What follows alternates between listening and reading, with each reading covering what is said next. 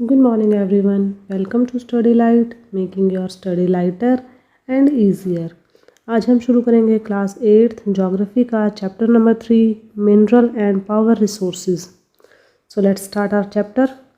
Kiri is visiting Sukant in his native place near Dhanbad. Kiri is amazed to see that large areas were black. Sukant, why is this place so black and dusty? This is because of the coal mines nearby. Do you see the trucks? They are carrying the mineral coal.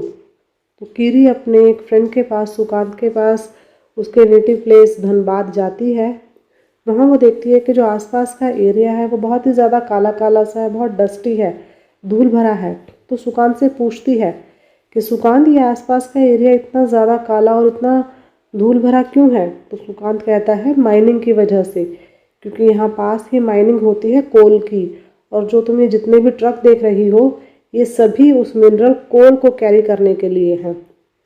What are minerals? Ask किरी. तो किरी को बड़ा आश्चर्य होता है. वो पूछती है कि ये मिनरल्स क्या होते हैं. Sukant says, have you ever seen a baker baking biscuits? तो सुकांत उससे दूसरा क्वेश्चन करते हैं, क्या तुमने कभी बेकरी में किसी बेकर को बिस्किट बनाते हुए देखा है? Flour, milk, sugar and sometimes eggs are mixed together. While eating the baked biscuits, can you see these ingredients separately? Just as in the biscuits, there are a number of things that you cannot see. Rocks on the earth have several materials called minerals mixed in them. These minerals are scattered throughout the earth's rocky crust. तो सुकांत बताता है कि जिस तरह से जब baker biscuit बनाता है उसमें वो आटा, दूध, चीनी और कई बार एग्स भी मिलाता है. और जब हम बिस्किट खाते हैं, जब तैयार बिस्किट हम खाते हैं, तो उनमें हम उन अलग अलग चीज़ों को सेपरेटली देख नहीं पाते हैं कि बेकर ने उसमें क्या क्या इंग्रेडिएंट्स मिलाए हैं. इसी तरह से जो हमारी पृथ्वी है उसके क्रस्ट में भी बहुत सारे मटेरियल मिक्स हैं, और इन अलग अलग मटेरियल्स को हम अलग अलग देख नहीं पाते हैं. तो इन सभी मटेरियल्स को मिनरल्स कहते हैं. और ये जितने भी मिनरल्स हैं ये पूरी पृथ्वी के जो रॉकी क्रस्ट है उसमें बिखरे हुए हैं. पूरी पृथ्वी पर हमें ये मिनरल्स अलग अलग जगह पर देखने को मिलते हैं. A naturally occurring substance that has a definite chemical composition is a mineral. Minerals are not evenly distributed over space. They are concentrated in a particular area or rock formations. Some minerals are found in areas which are not easily accessible, such as the Arctic Ocean bed and Antarctica. तो जितने भी ये minerals हैं हम जानते हैं कि हमें पूरी पृथ्वी पर ये स्कैटर्ड रूप में, बिखरे हुए रूप में मिलते हैं.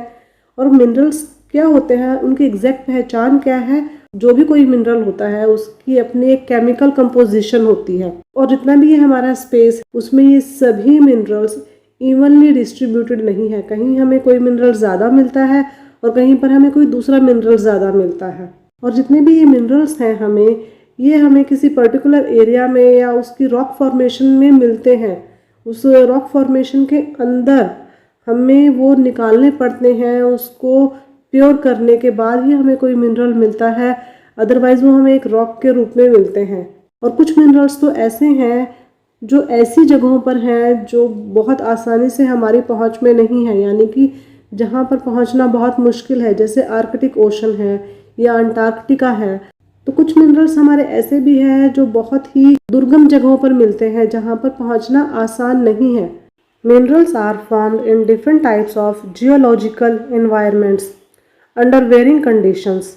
अब जितने भी मिनरल्स हैं हमारे जो हमें मिलते हैं उनकी जो जियोलॉजिकल एनवायरनमेंट है वो सबके अलग अलग हैं, और वो सभी अलग अलग कंडीशंस में भी बने हैं. अब जैसा कि हम जानते हैं कि हज़ारों हज़ार साल तक अगर कोई पेड़ ज़मीन के नीचे दबा रहता है तो वो कोयले में बदल जाता है, और उस कोयले को एक पर्टिकुलर हीट और प्रेशर दिया जाए और अगले हज़ारों साल तक तो वो डायमंड में बदल जाता है.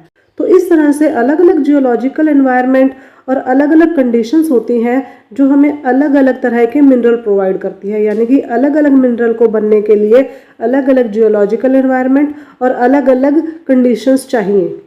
दे are created by natural processes without any human interference. और जितने भी हमारे मिनरल्स हैं हमें पता है वो हम नहीं बनाते हैं, इसमें ह्यूमन इंटरफेरेंस बिल्कुल नहीं है। सारे जितने भी मिनरल्स हैं हमारे वो नेचुरली बने हैं, एक नेचुरल प्रोसेस के थ्रू ही सारे मिनरल्स इस पृथ्वी पर बने हैं। They can be identified on the basis of their physical properties such as colour, density, hardness and chemical properties such as solubility. तो जितने भी हमारे मिनरल्स हैं हम जानते हैं, हम उनको अलग अलग पहचान सकते हैं। और किस बेस पर हम उनको अलग अलग पहचान सकते हैं?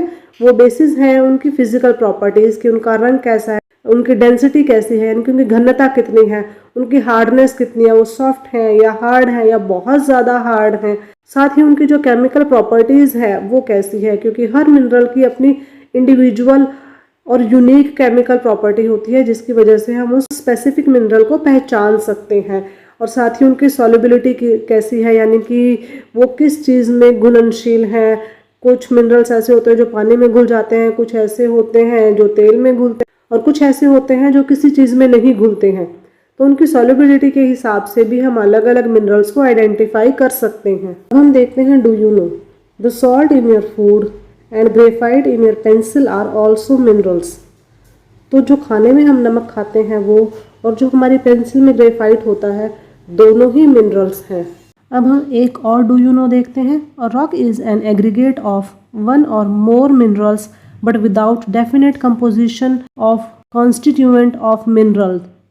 तो जो एक रॉक होती है वो एक कहें कि ग्रुप है बहुत सारे मिनरल्स का, यानी कि एक रॉक में हमें एक से ज़्यादा मिनरल्स मिलते हैं और जो आपस में मिक्स होते हैं, बाद में उनको सेपरेट किया जाता है। Rocks from which minerals are mined are known as ores. और जिन रॉक से हम मिनरल्स की माइनिंग करते हैं, यानी कि जिन रॉक से हम मिनरल्स को निकालते हैं, उन्हें हम कहते हैं ओर्स।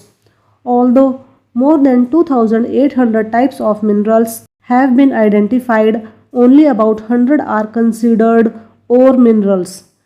वैसे तो हम अपनी दुनिया में 2800 से ज़्यादा मिनरल्स को आइडेंटिफाई कर चुके हैं, लेकिन 100 मिनरल्स ही ऐसे हैं जो कि और मिनरल्स कहलाते हैं, या जिन्हें हम और मिनरल्स कहते हैं, यानी कि जो हमें ओर्स से मिलते हैं। Thus, one can easily notice that all minerals are rocks, but all rocks are not minerals. तो इससे कोई भी आसानी से पहचान सकता है कि सभी मिनरल्स रॉक होती हैं, लेकिन हर रॉक मिनरल नहीं होती। अपने चैप्टर पर वापस आते हैं और देखते हैं types of minerals. There are over 3000 different minerals. On the basis of composition, minerals are classified mainly as metallic and non-metallic minerals.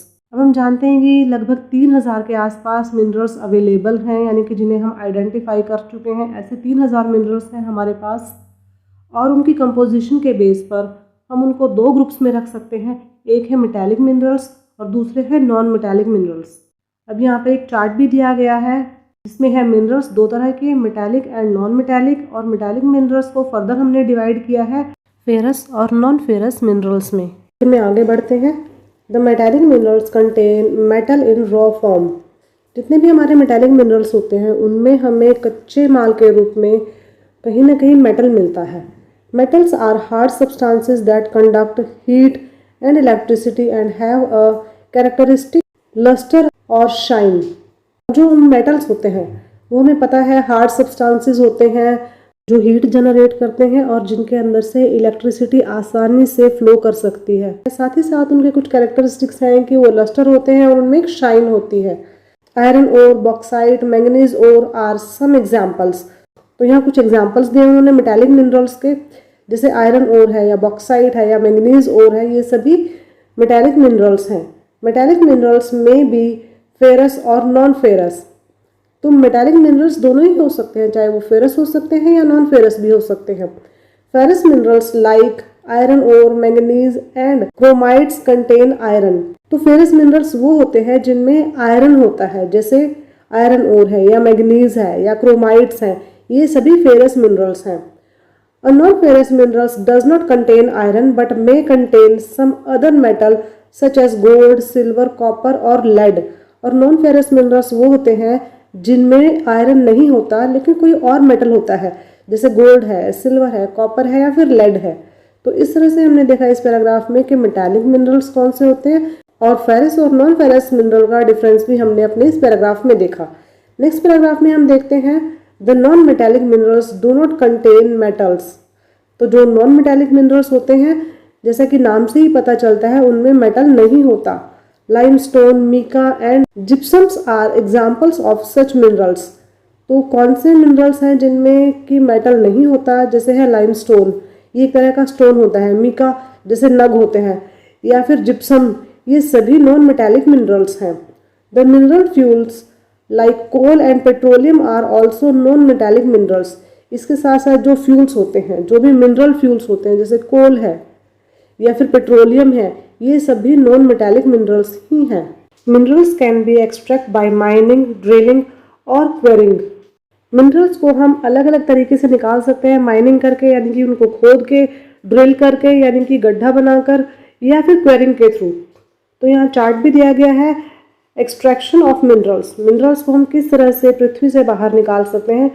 पहले है माइनिंग, फिर है ड्रिलिंग और फिर है क्वेरिंग। तो माइनिंग को हमने फर्दर 2 पार्ट्स में डिवाइड किया है, open cast mining and shaft mining. Quarrying को हम हिंदी में कहते हैं खनन करना। The process of taking out minerals from rocks buried under the earth's surface is called mining. पृथ्वी के नीचे जो रॉक्स दबी हुई हैं, जिनके अंदर के मिनरल्स हैं, तो जब हम उन रॉक्स को बाहर निकालते हैं पृथ्वी से, तो उस प्रोसेस को हम कहते हैं माइनिंग।